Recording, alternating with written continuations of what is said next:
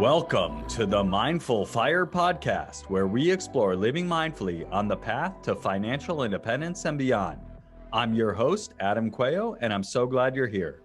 On today's episode, I have a bonus for you. I've invited back my friend Morgan Bricca, who joined us on episodes 6 and 7 of the podcast. And I've invited her back to share her approach to year-end reflection and planning. We approach this conversation in a way that allows you to follow along, and I've compiled all of the learnings and tips into a short PDF guide that you can download at mindfulfire.org/2020. I learned so much from this conversation with Morgan, and I really hope that you enjoy it as well. Let's jump into today's episode.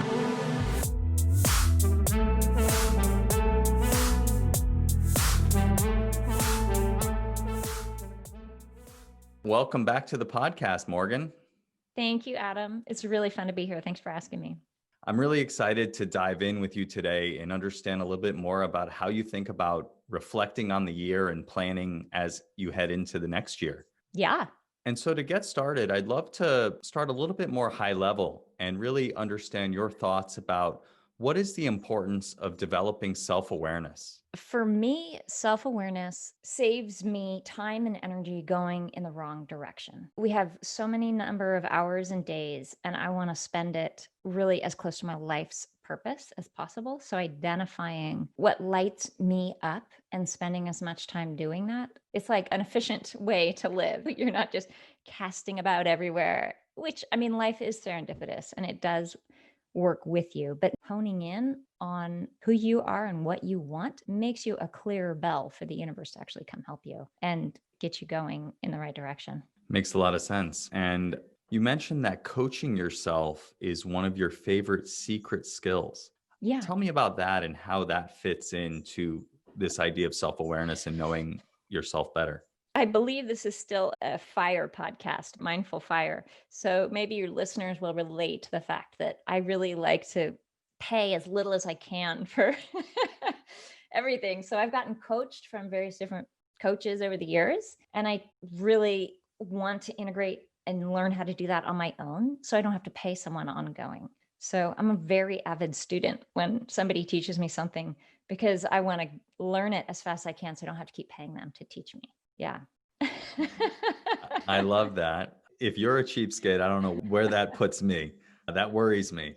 But in any event, what does coaching yourself actually look like in practice? So it means reading things and actually spending the time investing and also being willing to move towards what is scary. Like when you coach yourself, you have to be willing to go where the pinch points are, and you have to be so honest with yourself, because I think a lot of us, we have competing interests. The ego kind of wants to hide and just stay safe and status quo.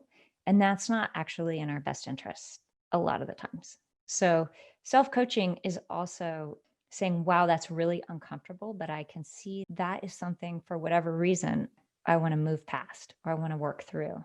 So I've adopted and gotten a lot of benefit out of the Danielle Laporte system of starting with figuring out your why and how you want to feel.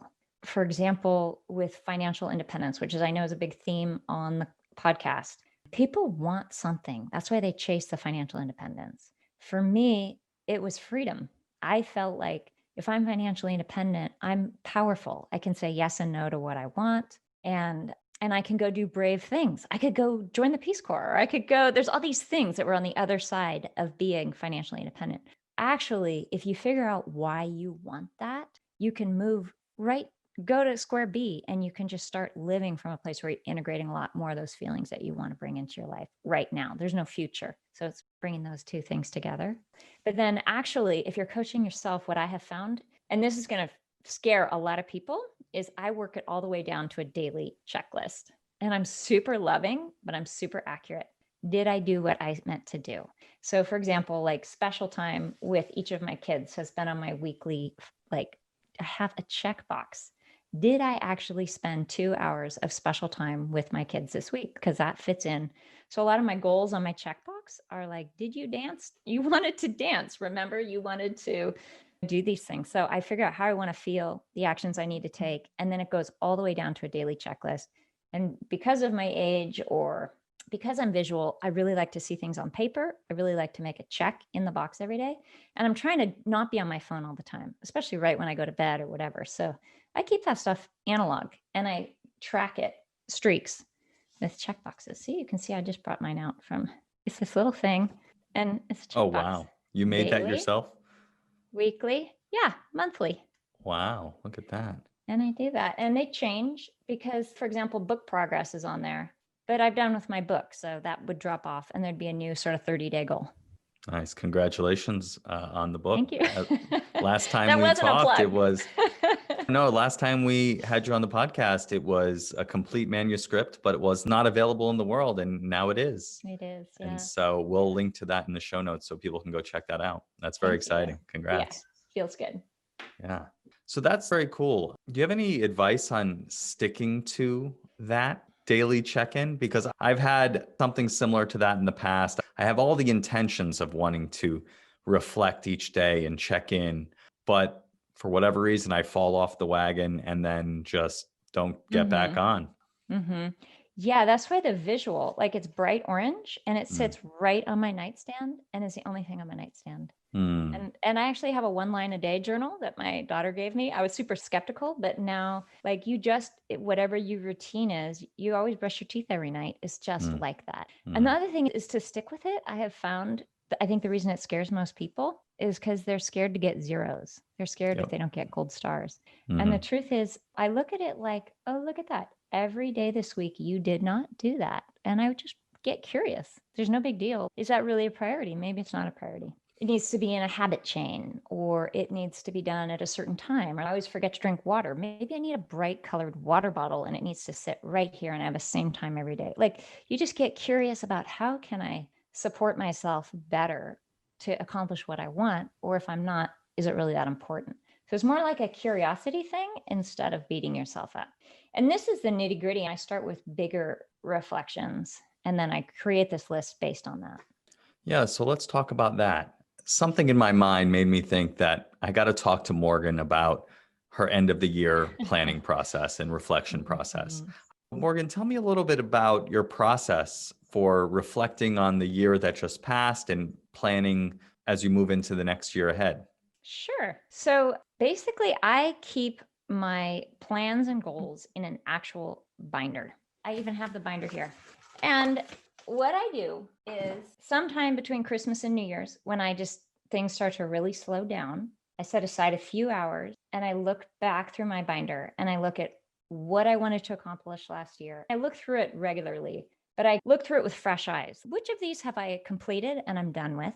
And I also go through a brainstorming session where I think about what I want to bring into my life that might not be there. And that is how I start to build a new set of feelings and goals for the coming year. So it's a brainstorming session. Usually it's good with coffee. It's good when the kids, like my husband will take the kids to see the in-laws for 4 hours. And I like to use paper and pens, and I like to scratch things out from last year. It's very tactile. And the brainstorming process is just a lot of asking questions. I very much believe that we have all the knowledge in us for what we want. We just have to trust it.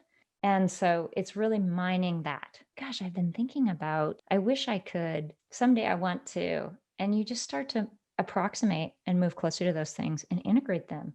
Then you narrow it down from there, creating a bucket list for the year or whatever. Very cool. Very cool. And why do you think it's so important to take the time at the end of the year to do this exercise? I think what is vital to us is always changing. What we want, we are so dynamic. What's working, what's not. It's always great to appreciate, wow, that worked really well. That is working really well. That's vital also. But there's also something that we're always trying to grow into. And so again, it's like in an interest of not wasting any time, let's figure out what is most vital to me right now. What am I most excited about? You're going to show up with much more success if you're actually excited about what you're engaged in. And that requires looking regularly. I like that. I don't like that. I like that. I don't like that. You're honing that all the time. Really have to just trust ourselves on that, I think. Like we know we're the experts right here. That's why self-coaching to me makes a lot of sense is because I know how to answer all the questions. So just give me the right questions and let me work through them. So there's so many websites with great questions, like the Danielle Laporte site, which maybe you want to link to in the show notes. It has a list of the core desired feelings, questions you would ask yourself to mine what it is that's vital to you then.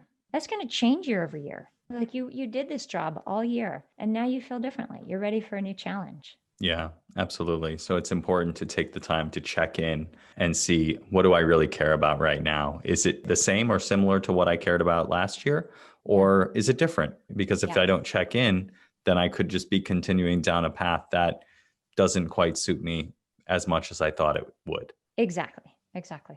Yeah, that makes a lot of sense. So it sounds like you have this binder and it's like your home base for Uh-huh. what it is you want to do, how you want to feel, what are your goals, kind of everything that you were thinking about.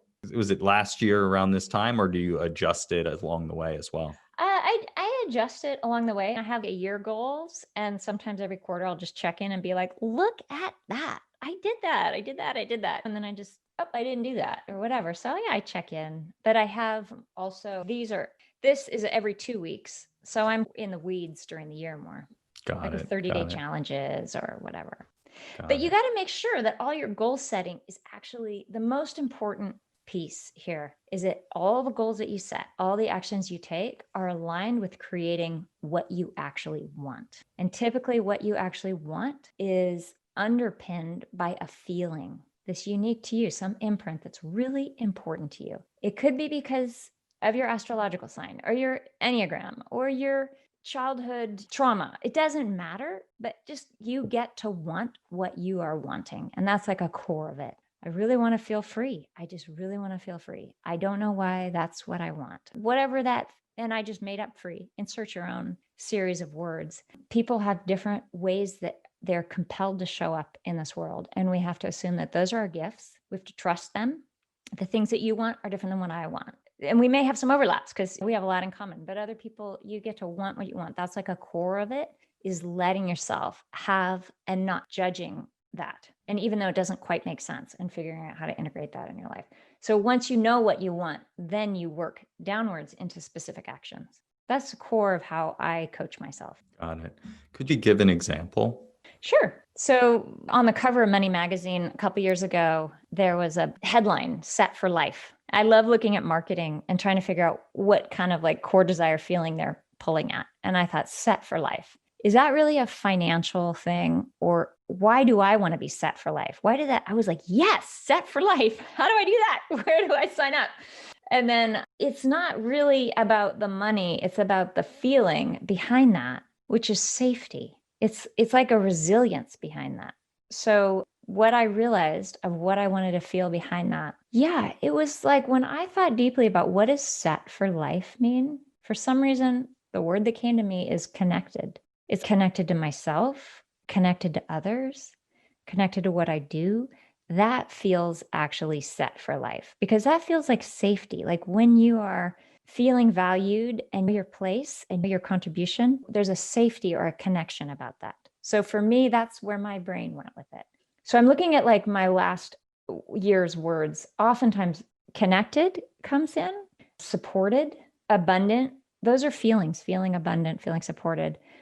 I guess I could use like a specific, I'm looking at my words in 2019. Those feelings, if you actually lived in a feeling of connection and support, you're closer to set for life than the dollar signs, because you can have a lot of dollar signs and actually not feel set for life or not feel safe. Like all those feelings are actually not related to dollar signs. So that's just an important distinction. They could be somewhat, and you can still be practical on that end. But you can understand that you can get there a lot faster if you're addressing the feeling of being connected, abundant, safe, things like that. Does that make sense? Yeah, I think so. It sounds if you really dial in on what you want to feel, you can use that as your barometer and also look for ways that you can create that feeling now. And it's something Yes. that you can control, right? It's not something Yes. outside of yourself that you need, right? You don't need $1 billion Yes. to be Yes. set for life, right? If set for life for you means feeling connected and supported, you Yeah. can look for ways to create that in your life Yes. so that you feel connected and supported. And then you've achieved that set for life Yes. stated goal without having to rely on anything outside of yourself to actually move in that direction. Exactly. You just said it way better than I did. Thank you. I just was picking up on what you were saying. So cool. That's definitely helpful. So let's jump into kind of the nitty gritty of this, and let's take it from the approach of how you'd advise somebody who would like to reflect on this past year, how they can go about it. If they don't have their own binder and they haven't done it in the past, how can they go ahead and practically take a look and reflect on this past year? Okay. So first, I would say you want to figure out like maybe 3 core feelings of how you want to feel in the coming year. And you don't have to judge them like, oh, I should want to be, or this one would help me. They really have to be like, I want to feel this. So I'm just going to use this as an example. This was in 2019. This was like an overview. And for 2019, I made my word of the year. And this is on her list. So I got the idea, queen. And the reason was because queen takes her time. And I really wanted this sort of like, time has always been an issue. I'm always like hustling and moving too fast. I just wanted a queen like rides high in her horse and she has authority and she has sovereignty. And there's all of these qualities about that. So that's how I wanted to feel. I wanted my house to reflect calm and beauty. And anyway, so that was like a core word. Okay. And then I go through each of the aspects of my life, spiritual and personal, health, family, business, finances, and relationship, and think about how is that feeling? How would that manifest? What would that look like in like health or spiritual or finances? I actually had 3 other words, worthy, abundant, and supported under queen. And I think about why I choose those words, what that means, how to put that into my life. So like for my business, taking my time with each project and doing it right, that is like the core of how I want to feel. So rather than stretched thin, rather than underpaid, overworked, all of this scrambling, I want the opposite of that. I want abundance of time. I want abundance of support. And so anyway, so I start to think about how I use those qualities in my business and then in my family, in my health, and in my spiritual and personal. Got it. So and then each year I just review, I kind of work off the skeleton of last year's, pick new words and see how those might come down to goals for each aspect of my life. Got it. So that sounds like looking forward. Is it just reviewing those and see if they still make sense? Or are you really taking a look at the last year and evaluating or analyzing how things went in those categories? Or... Yeah, I do. That's important. Yeah, you look over it and you say, but you're doing that more ongoing during the year. So there's no big surprises by the end of the year. Just every quarter, I'm looking through those. Am I doing that? Am I not doing that? And sometimes you just, I never did that. I'm looking low sugar. I wanted to create a new story. Dessert doesn't make me feel good because it doesn't. But sometimes I forget dessert doesn't make me feel good. So I'm trying to remember, stop eating so much sugar. I didn't do that. I didn't do that in 2019 or next year. Someday. It's nice to have a few things on the ongoing projects. Ongoing. But so let's just say low sugar. Dessert doesn't make me feel good. So I'm trying to think of like a new mindset, how to incorporate that in my life. That would be something to go on the daily list too. Mm. Did I eat sugar today or did I not? So I track that every day. So the things that are on my master list somehow will make it into my card. And why don't I want to eat sugar? Because I want to feel, it doesn't help me feel the way I want to feel in my body, in my life. So you ladder it up to the feeling. Mm-hmm. Got it. Okay. Makes sense. Yeah. It makes sense to me. I've never had to explain it to anybody. Yeah. Sorry to make you have to explain it and ask you in a bunch of different ways. But yeah, I guess I want to dive a little bit more into the reflection. It seems to me like you really are checking in and seeing like, what's real for me right now? How do I want to feel now and moving forward?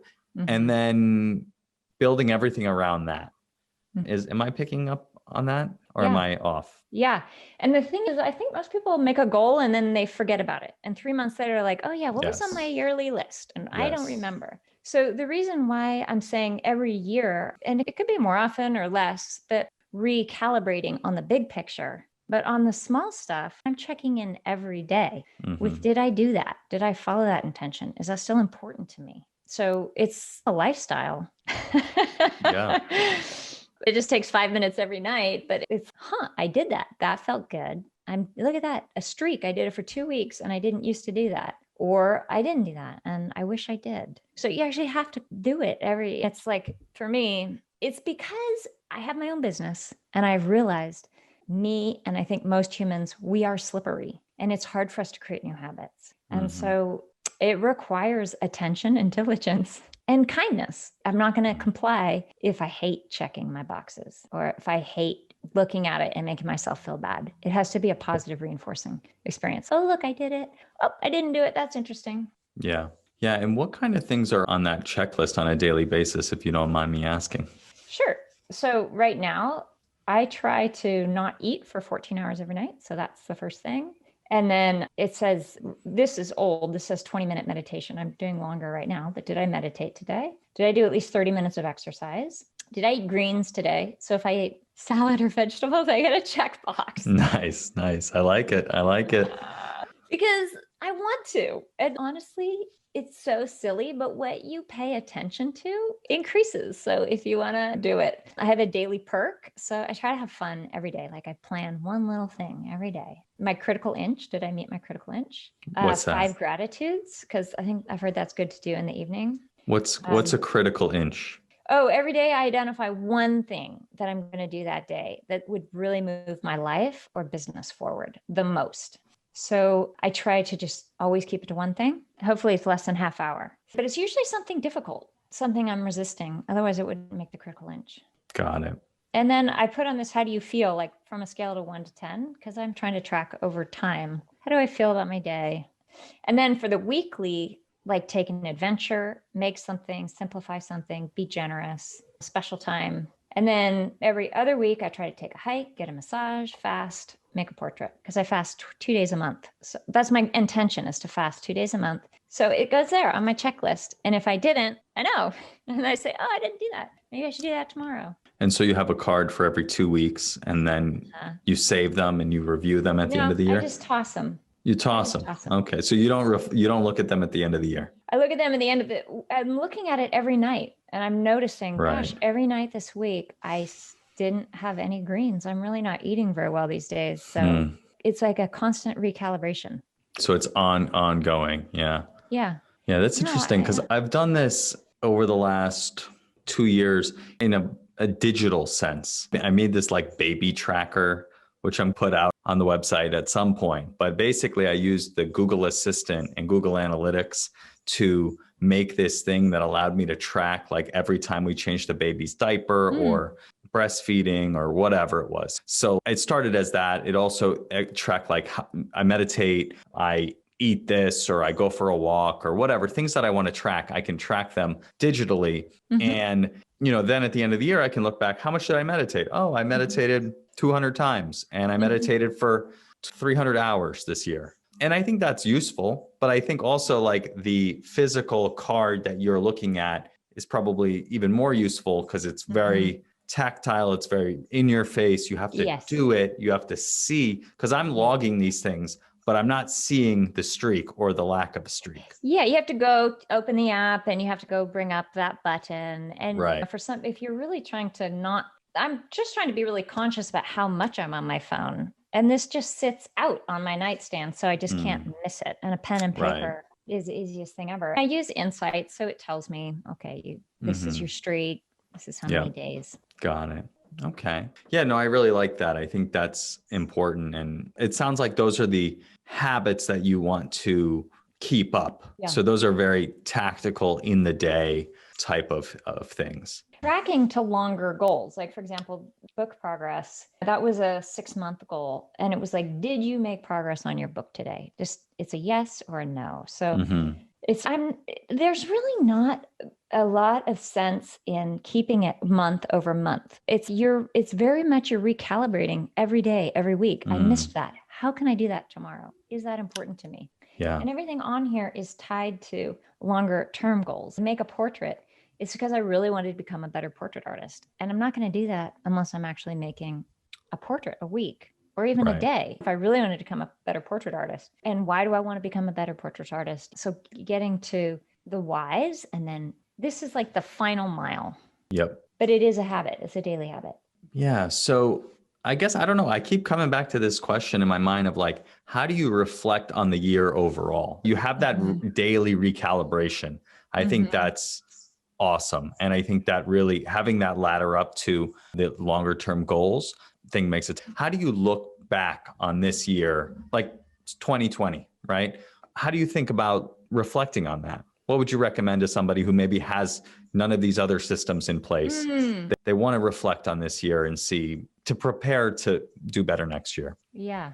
It just feels like the year is such a large chunk. It's hard because you know how this week what's hurting and what didn't feel good. To me, I'm in conversation with myself a year ago through what I wrote out as intentions. So it feels like it's hard to.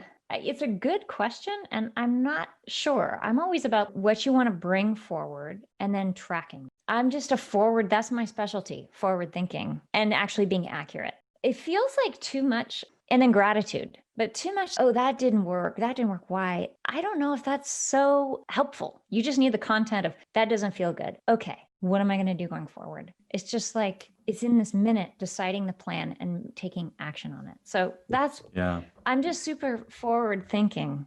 There's just no use cataloging failures. I look over my list and I'm usually like, yay, I did that. Oh, that felt really good. Usually I look over and I'm like, good for you. Good for you. That's how I feel when I look over the stuff. Even the failures, like I see why you wanted to try that and that didn't work. But I don't know. I think I hold myself really a lot more gently than most people do. I think as an artist, because I want to keep trying. Just take stock of the year. Right? What happened in that month? Oh, I traveled here, or I moved to New Jersey. It's more on the gratitude, appreciation for the progress made, not so much on, oh, that didn't work out. Or I feel like taking stock of like the lessons that I learned has been super helpful. Yes. Can I show you something I'm really proud of? But you have to wait just a second. Take your time. Okay, this is super dorky, but I'm going to share with you. Each month, I just make a list of all the highlights that happened in that month, like little successes. And I put little hearts, March and April highlights. So as I'm going through the year, and I make love notes to myself. If I read a book, this is a book report, and I highlight like the key icebergs. So key icebergs. Tell me about that. What does that mean? Well, like the you key read a points, book and you can't remember what you really took away from it.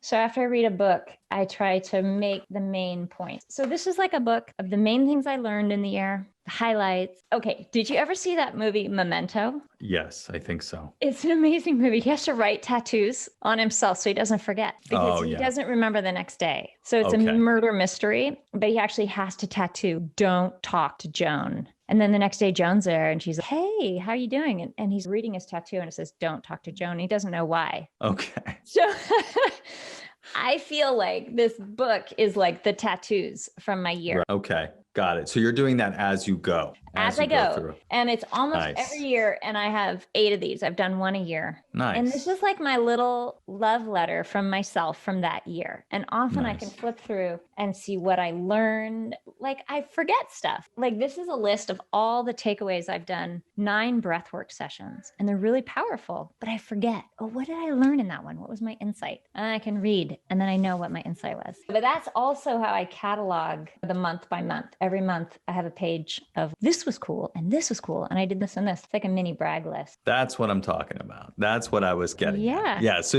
I figured there was something because that's what I have done in the past, is just go kind of month by month. It would be much more effective if I had it already written down and I could just read through it. Yeah. But a lot of times I have my journal and I can read through that. It's been super helpful. I like to keep that so I can look back on it and say, oh, what was my thinking there? It's so funny how often these things are so similar. It's just the same thing coming up again and again. Yes. Yeah. And so like journals, I do journal, but it's so much content. So what I Mm-hmm. do is I try to just skim them, and the things that I keep repeating, I'll create a sheet, like a summary sheet. How many times I mentioned this topic and this topic, like data mining my own journal for Yeah. hints. And then I distill it, because we have to distill things down to be able to take action on them. Yeah, absolutely. I think that makes a lot of sense. That's a really good takeaway, I think, is just really take stock of the things that you're learning. You read a book, I don't know, I'll speak for myself. I read a book and then I'm like, man, this is great. And then a day goes by, I'm like, I don't even know what book that you're talking about, because there's so much coming at us. It's easy. You just move on and then forget about it. Yeah. If you just take down a little book report, what did I learn in here? What was interesting to me? Exactly. And then you have that you can look back on, and it might be 10 years before you look at it again, but then it comes back to you when you read it.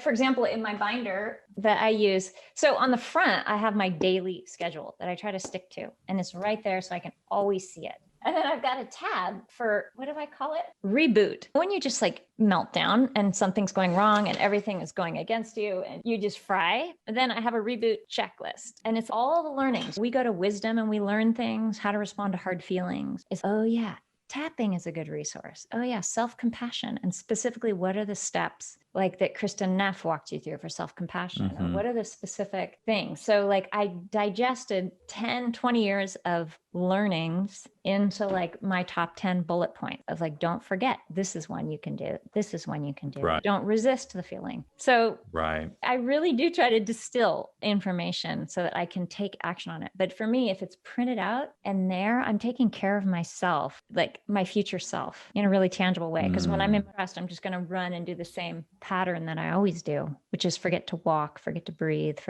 it's going to pass. I get wrapped up in it. Yeah, absolutely. You can't see it clearly once you're in it. But if you've taken the time to outline the things that are supportive to you in difficult times, then you can just go to that section in your binder and see, oh yeah, these things work. Oh, that's right. I could try that. Yeah. Do you see how I treat myself like a toddler? Like it really is like It's Memento. great. Absolutely. No, I'm a huge fan of that. I think that makes so much sense. Just if I put my wallet in the same place, my life is just easier. If I put my keys in the same place, my glasses in the same place, like I have these AirPods, like I can't seem to ever find these things. If they're both in the case, that's a win, even if I don't know where the case is. But it's essentially doing that. It's just setting up systems in your life to make things a little bit easier so you don't have to recreate the wheel, think through everything each time. Exactly. And because we're all going through, it's like all our processes are identical. So all these books are good, but you need them in the moment you need them. Yeah, so, absolutely. You have to have the information. Yeah. I mean, just coming back to the idea of like financial independence, right? Like the best thing, people always ask me, I don't know if people ask me or I just tell them, but I tell them that the biggest and most important thing that I ever did was just set up automatic investments into a total US stock market fund 7-8 years ago, something like that. I realized I need to do something with this money I'm making, right? I'm making money. I don't know what I'm doing with it. So let me just set this up to automatically invest. And that's been huge because it just happens automatically. I don't need to think about it. And what you're talking about is like creating that sort of system for learning, for reflecting, for thinking, for recalibrating with the little card with the habits. Yeah. So I really like that. Yeah. And it's actually also humility to know, oh, I'm a squirrely one. So it sounds like this little love letter book for yourself is something that somebody could go through. Say they don't have this, they could go through each month, look at their calendar. What did I do that month? Yeah. What things do I remember? Maybe how was I feeling that month? Yeah. Yeah. Maybe talk a little bit about that. Maybe how someone could create this if they're doing this like between Christmas and New Year's this year. Yeah. So I got this as a little cheaper version, North Books on Amazon, but I used to use the mole skins, but I really like unlined. And there was a video I watched like 10 years ago about you just make a straight line around and how much fun journaling is. And it's like when you really get your own truth bomb, this is something I know I want, like a bucket list. I really want to write a bucket list and I want to remember it because I don't want to write it and forget where it's going to be. So I might outline it, draw a picture, make a note for myself, So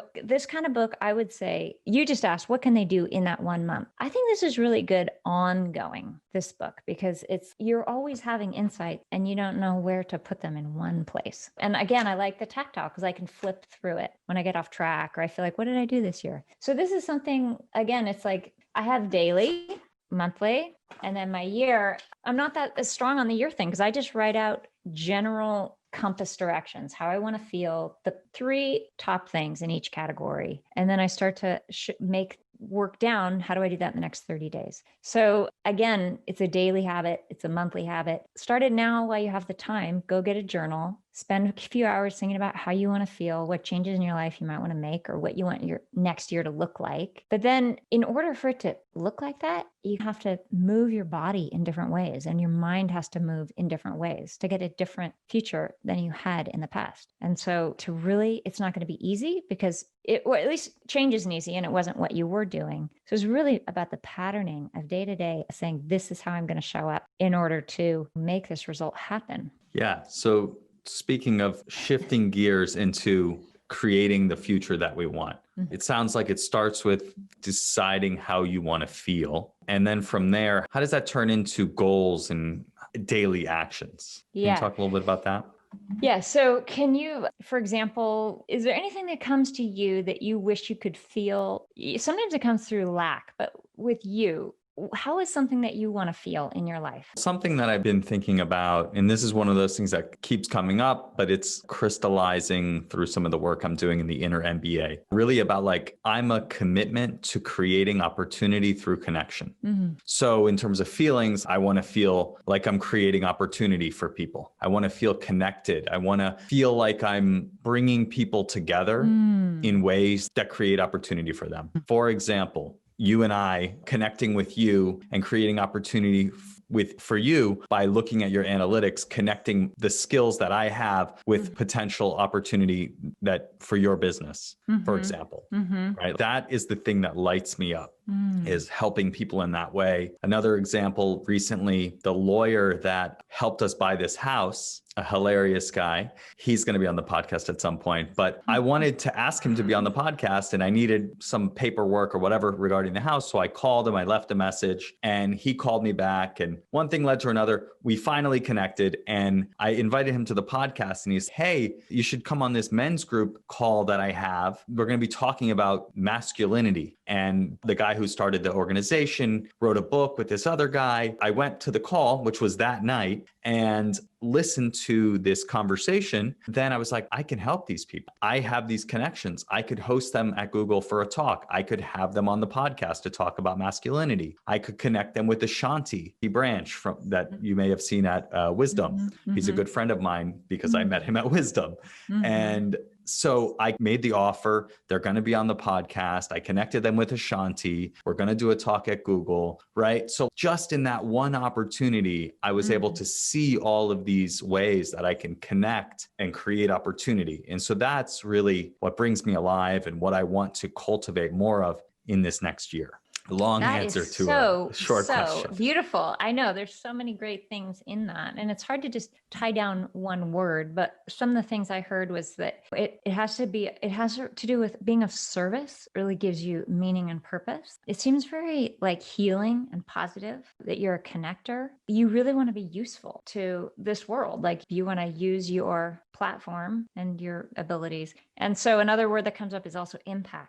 You're able to make a difference. So this is all good. These are all giving words. And what do you get from that? What's the feeling you get? Energy. I feel energized, aliveness, excitement. It feels good. Feels good. For sure feels good. Yeah. So it seems like what lights you up and you're doing it in a lot of ways. So it's more, okay, I know what lights me up and I'm doing it and I want to keep doing it. It sounds like it's also working. You are doing this. You are making these connections. You are helping people feel seen and heard. You're helping get out information. To me, you're being very successful actually in this range. And that's core for you. And just picking the words that light you up, that really, I want to feel that aliveness. By doing this work makes me really alive. I feel my true self. So maybe aliveness is maybe one of your core desired feelings, and you know that you get that feeling when you do these things. So let's just break down to a category, health. Okay. So you want to be there. What makes you feel alive is being able to do this for other people. So you have to take care of your health. So working backwards in alignment with feeling alive, how does that look for your health? And how can that health key support your purpose? So then you'd create some goals around that. I've just been really tired. I think coffee is not good for me anymore. And that's really means I haven't been able to show up for this because of some reason. So like working backwards with that.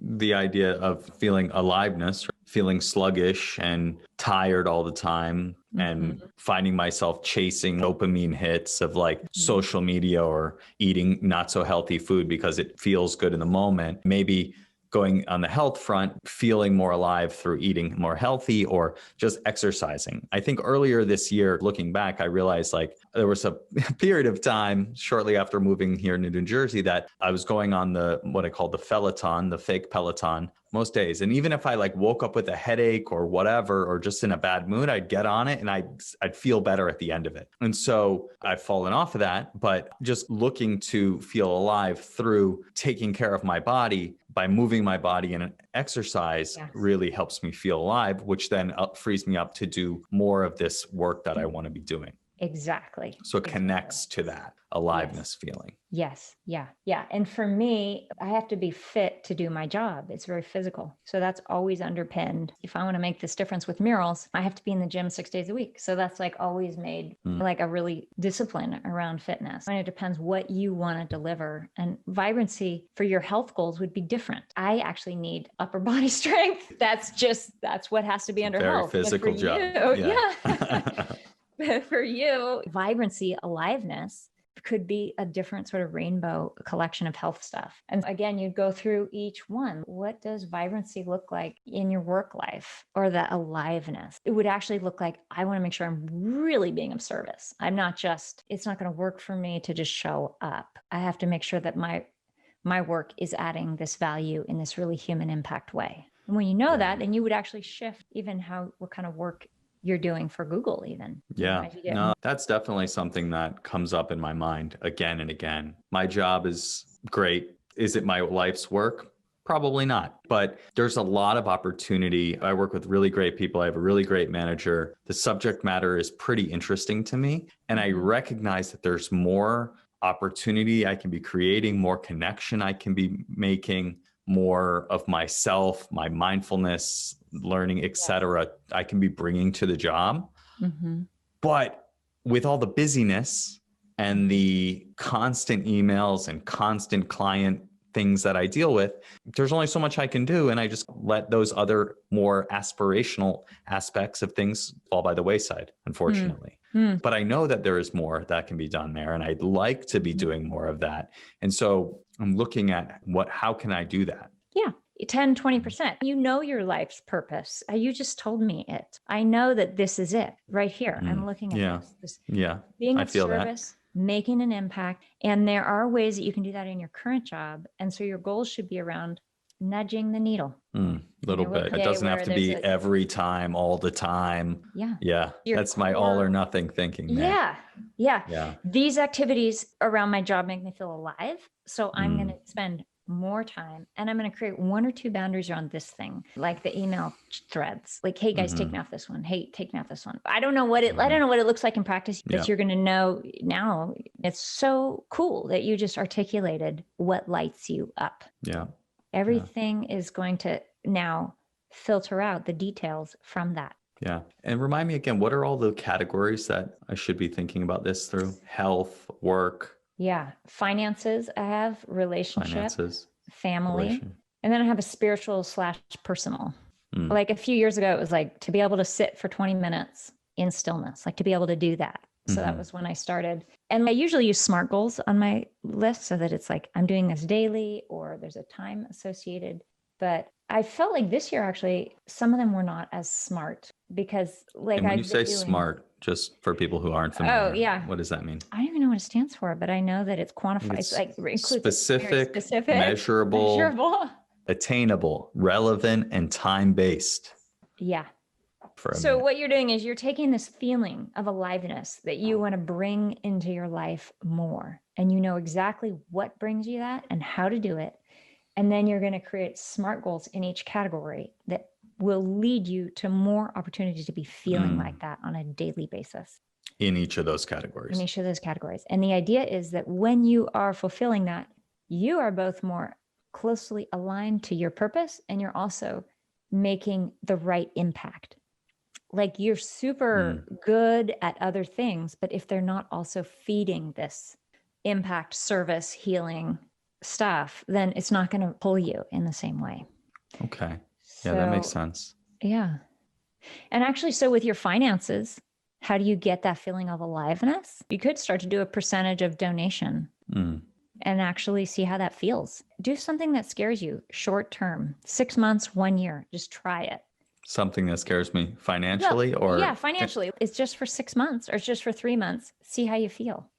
Try it like an experiment because it's good to do things that scare you. And then short term, you can say, that wasn't for me. That's okay. Yeah, no, I think that makes sense. One thing we talked about last time on the podcast was this idea of percentages and setting aside a certain percentage of money for just fun and like for you to spend and you have to spend it.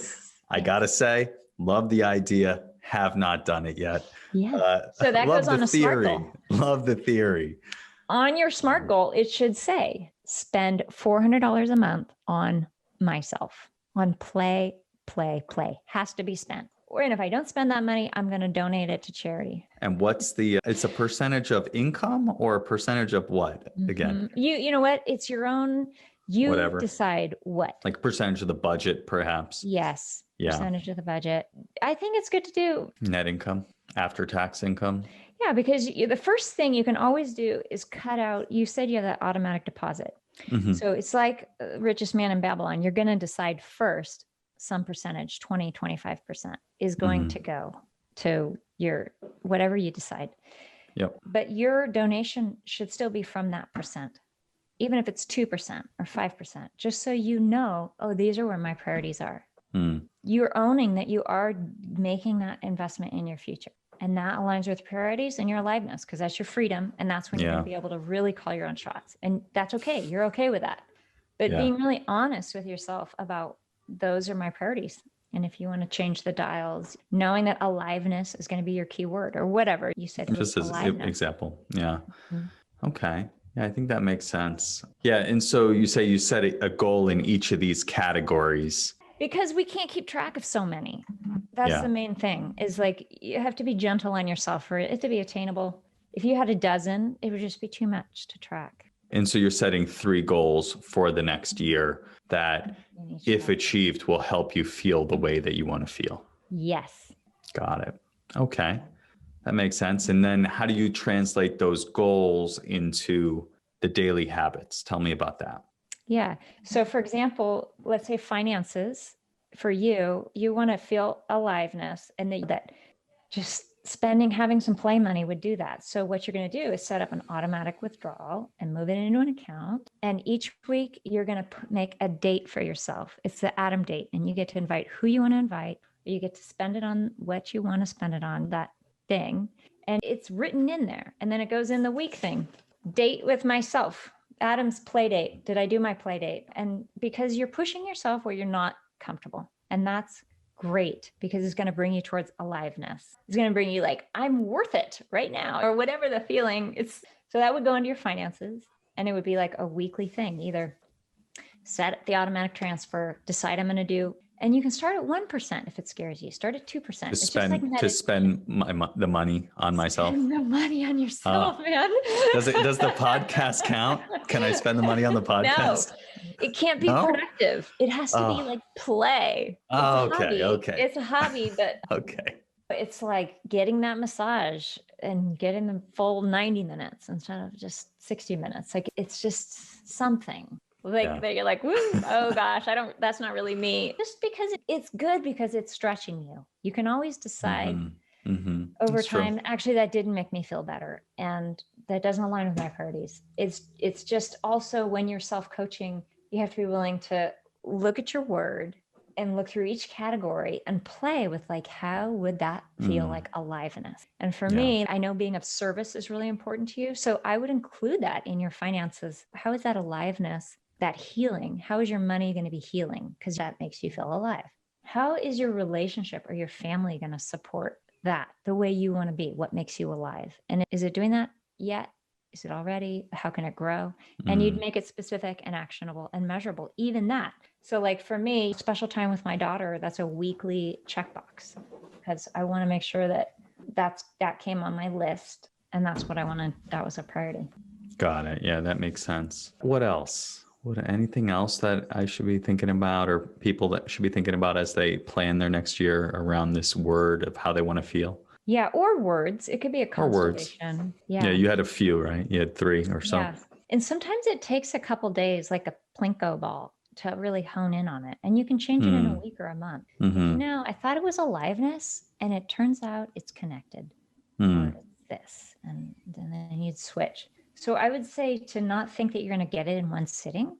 And like I said, is this something I do like regularly checking in? Every Sunday, I have a Mastermind Sunday list, which I look, here's my Mastermind Sunday. Hold on, this is fun. And is that with other people? No, I just do it every Sunday. I check in for the week because I have quarterly intentions and then monthly. So every week. And one of my questions is, imagine your future self 10 years from now. Be with her. What does she want you to do this week? So it's like also taking a longer term picture. So some of these questions would be great for a year end. You can always bigger stock is look at yourself. What do people say about you at your funeral? What are the best things that you brought into this world? What are the next 10 years? What are the next 5 years? Those are just mental games. Really, we only have the next day. We know we only have right now. So I don't put huge stock in them, but they give me information about what I'm imagining right now. So like I have, how do you want to feel this week is on my Mastermind Sunday. So each week it might be different. Gosh, I've been feeling really dull lately. I want to have fun. I want to feel fun this week. Fun. So then I really try to think about that. And then I plan my week out. What's your focus for work? What's your focus for personal or creative?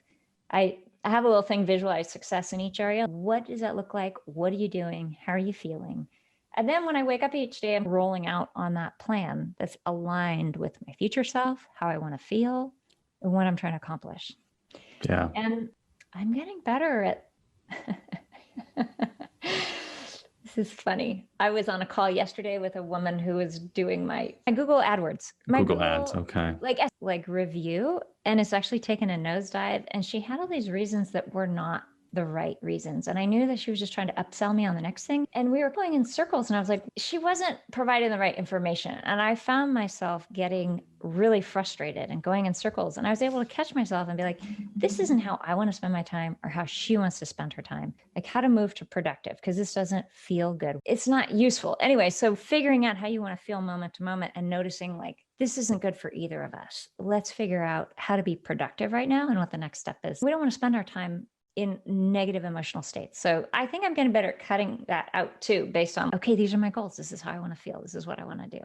Yeah, it sounds like there's a whole lot of checking in, saying, I'm trying to go over here. Yeah. And making sure that I'm still going that way. And if you need to adjust each week, you make a little bit of adjustment, and then you're setting your sales for the week. And because you've thought about in an intentional way, you're more likely to do that than if you had just started the week and hope for the best and let things come at you. And the truth is, we're so malleable in terms of our human brains. We are so intelligent. So you can do anything. Like we both can. We're so much potential. We have certain patterns of how we think, how we solve problems, how we show up. That's like our established pattern. So if we really have a desire to make the most impact with our passion, there's going to be places where we have to get uncomfortable and grow. And that's why the self-coaching and the tracking, it seems like a lot of work. And I try to not make it, like I said, drudgery, but just encouragement and curiosity, because I really care about making the impact that I want to make. And so I'm willing to go to the gym or check the boxes every day so that I know I've done my best. Yeah, I really like that. You know what you want and why you want it. And these are the steps that you're taking to ensure that you're moving in that direction little by little, day by day. And you're holding it lightly, but you're putting in the work because it serves that purpose that you want, in that why you want.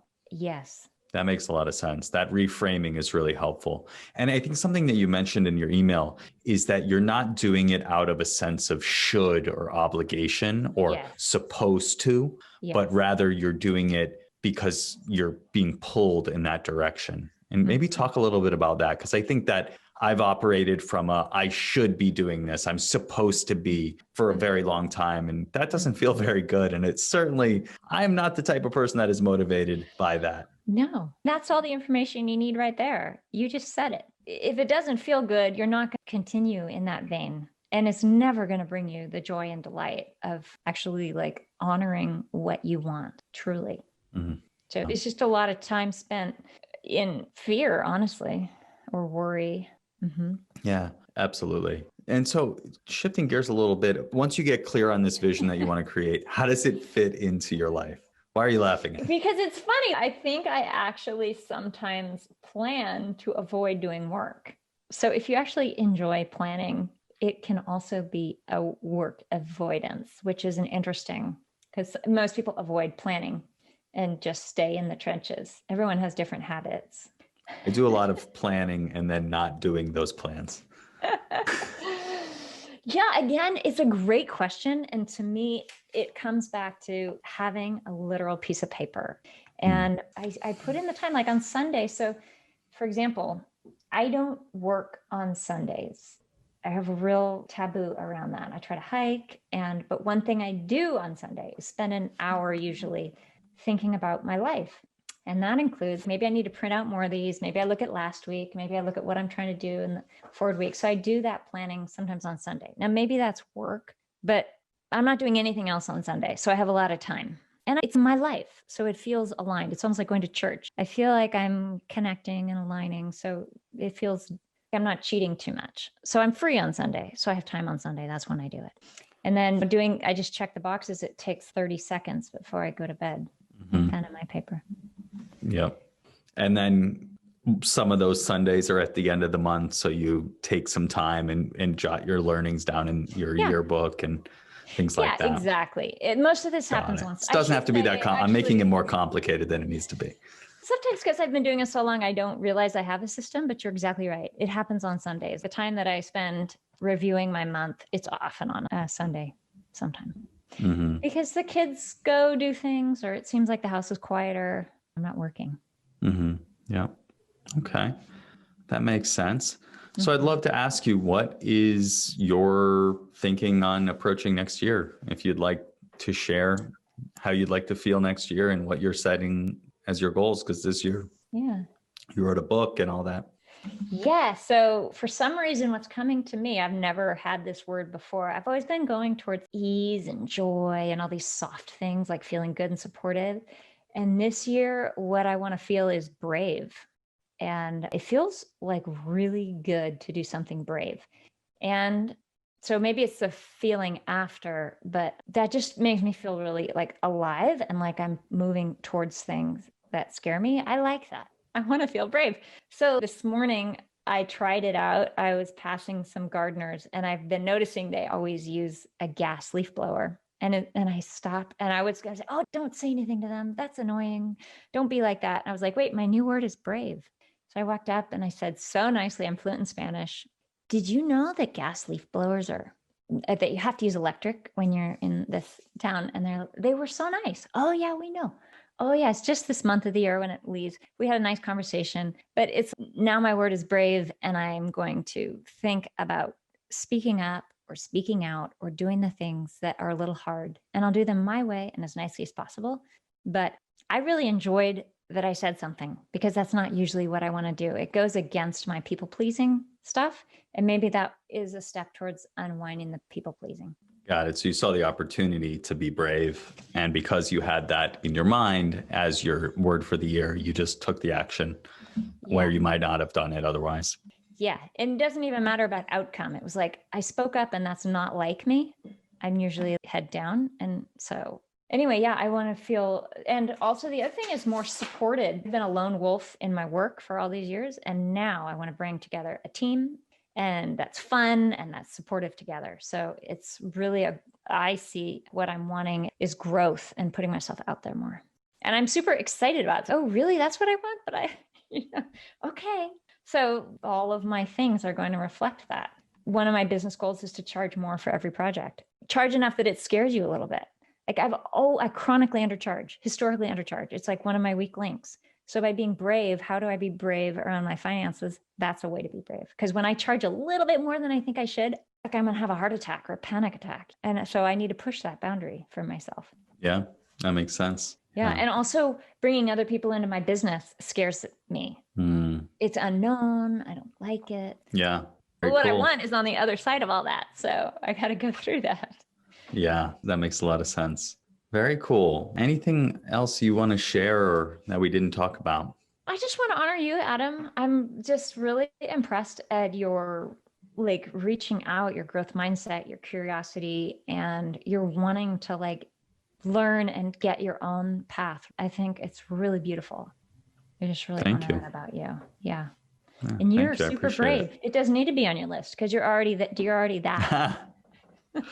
Yeah, maybe. I don't know. In some respects, some could call it reckless. No, it's how you move forward. Yeah. So just really appreciate you for that. Yeah, thank you. I appreciate you as well. Yeah. Good. Thank you so much for sharing your process and how you reflect and plan the next year. I think there's a lot of wisdom in that. And there's certainly a lot of things that I'm going to take away. Yeah, I hope it was useful. This is something I just am doing on my own, so I haven't had to articulate it.